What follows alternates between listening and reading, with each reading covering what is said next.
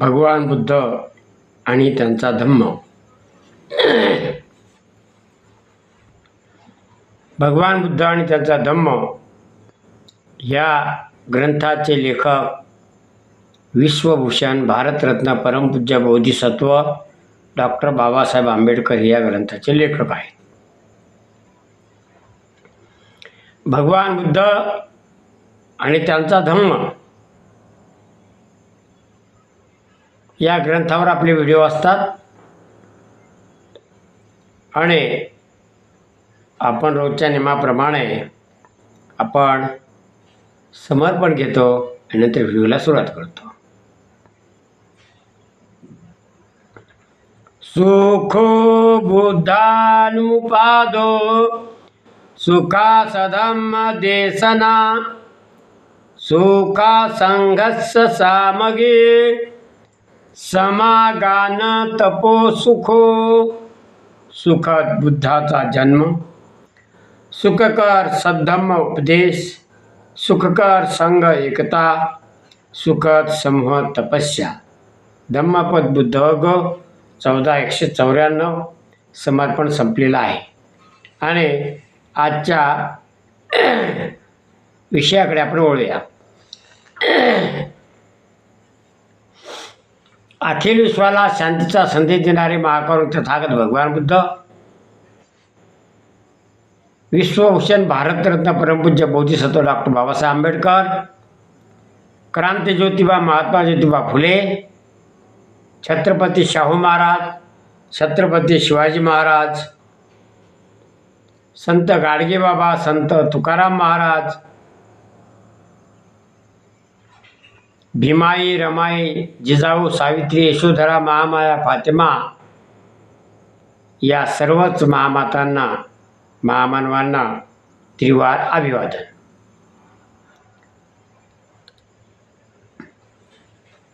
आज आपण या ग्रंथातील आसित मुनीचे आगमन या विषयावर आपण आजचा व्हिडिओ बनवणार आहोत. ज्यावेळी या बालकाचा जन्म झाला त्यावेळी असित नावाचा एक महान तपस्वी ऋषी हिमालयाच्या पर्वतावर राहत होता. ज्यावर तथागताचा जन्म झाला त्यावेळची गोष्ट आहे. कालच्या भागात आपण पाहिलेलं आहे.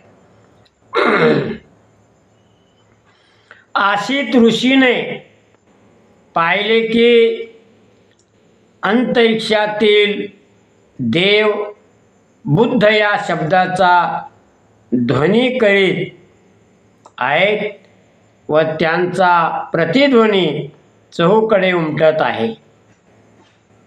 त्याने पाहिले की ते आपली वस्त्रभूषणे मिरवीत इकडे तिकडे हर्षभराने म्हणजे आनंदाने फिरत आहेत.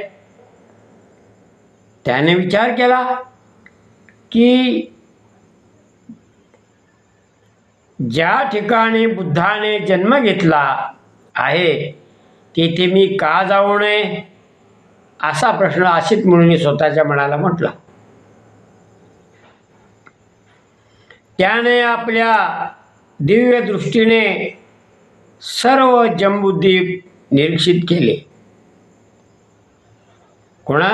आसित मुनीने डोळे लावले आणि आपल्या अंतर्मनाने त्याने शोधलं.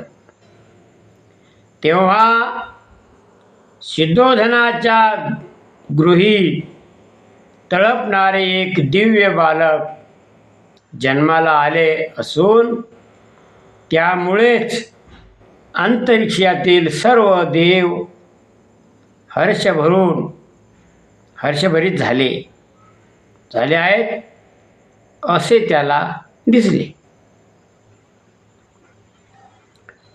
म्हणून तो महान ऋषी उठला आणि आपला पुतण्या नरदत्त याला बरोबर घेऊन राजा सिद्धोधनाच्या गृही म्हणजे घरी आला व त्याच्या राजवाड्याच्या द्वारी उभा राहिला.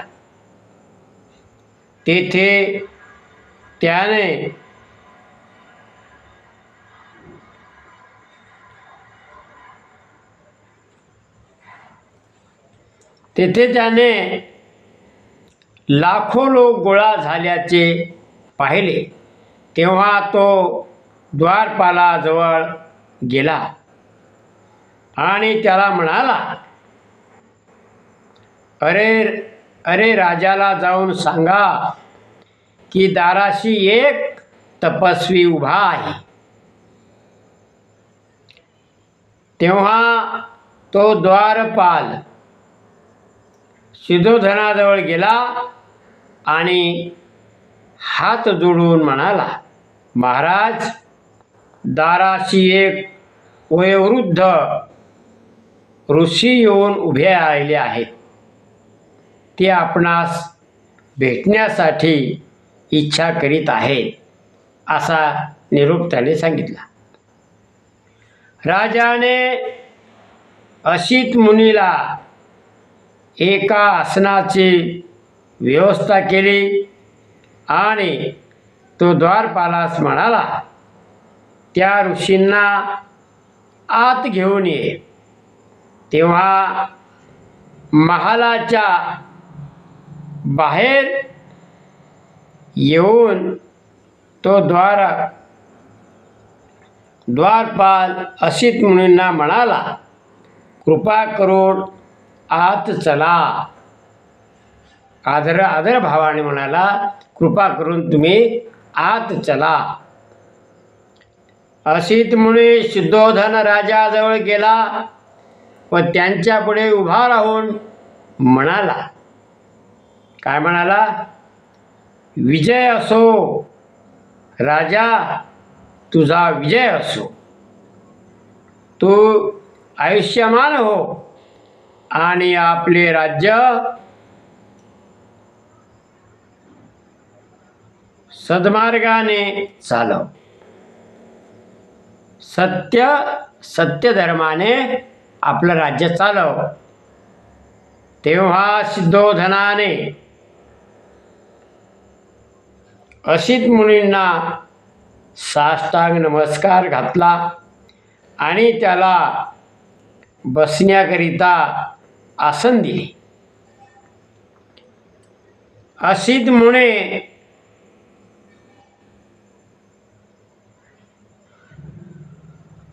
सुखपूर्वक स्थानापन्न झाल्यावर सिद्धोधन म्हणाला, हे तपस्वी, यापूर्वी आपली दर्शन झाल्याचे आठवत नाही.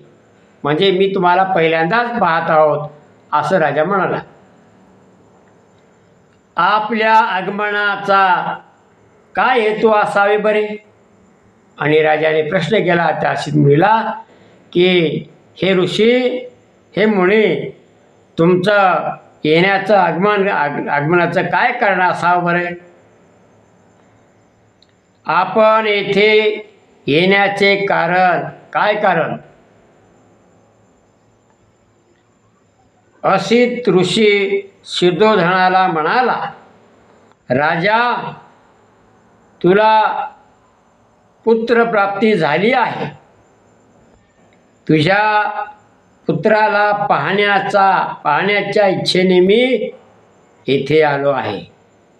काय म्हणाला? तुझ्या पुत्राला पाहण्याच्या इच्छेने मी इथं आलो आहे, असे असित ऋषी त्या सिद्धोधन राजाला म्हणाले. सिद्धोधन म्हणाला, मुनिवर, बालक आता झोपला आहे. थोडा वेळ आपण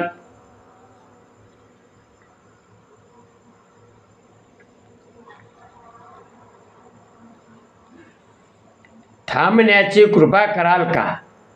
काय म्हणाला? तुम्ही थोडा वेळ थांबण्याची कृपा कराल का? बाळ नुकताच झोपलेला आहे. ऋषी काय म्हणाले?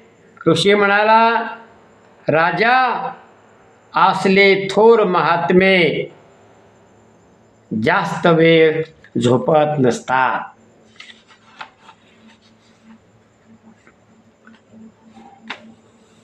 वेळ जास्त झोपत नाहीत. हे थोर महात्मे स्वभावतच जागृत असतात. ते स्वभावतच जागृत असतात. इतक्या त्या लहान महान ऋषीवर अनुकंपा दाखवून त्या बालकाने आपण जागे असल्याचे हालचाल केली. लगेच हातपाय हलवायला सुरुवात झाली. बालक जागे झालेले पाहता सिद्धोधन आपल्या दोन्ही हाताने सिद्धोधनाने आपल्या दोन्ही हाताने त्याला उचलून घेऊन ऋषीच्या समोर आणले. अशीत ऋषीने त्या बालकाला निरखून पाहिले, म्हणजे काळजीपूर्वक पूर्ण तपासणी केल्यासारखं पाहिलं. तेव्हा ते